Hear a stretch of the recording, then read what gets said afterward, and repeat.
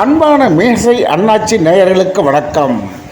புலவரின் சாமர்த்தியம் என்ற ஒரு பகுதியில் இன்று மன்னரும் புலவரும் நண்பர்களாக இருந்தார்கள் அல்லவா? அவர்கள் இருவரும் காட்டின் வழியாக சென்று கொண்டிருந்த போது நடந்த சம்பவத்தை பற்றி பார்ப்போம். ஒரு இடத்திலே ஒரு சிறு அருவி சலசலவென்று தண்ணீர் ஓடிக்கொண்டிருந்தது.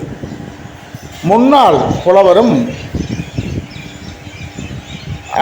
பக்கத்தில் புலவரும் மன்னரும் சென்று கொண்டிருந்தார்கள். மேற்கில் இருந்து தண்ணீர் கிழக்கு நோக்கி பாய்ந்து கொண்டிருந்தது. மேற்கு பக்கத்திலே மன்னரும், கிழக்கு பக்கத்தில் கீழே புலவரும் நடந்து கொண்டிருந்தார்கள். அப்பொழுது தண்ணீர் மன்னரின் கால்களில் பட்டு பின்பு புலவரின் கால்களில் பட்டது.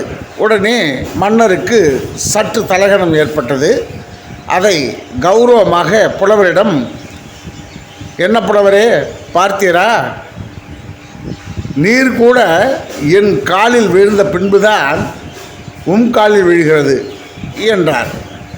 நீர் கூட, நீங்கள் கூட என்பது போல அர்த்த துணியோடு பேசினார். உடனே புலவர்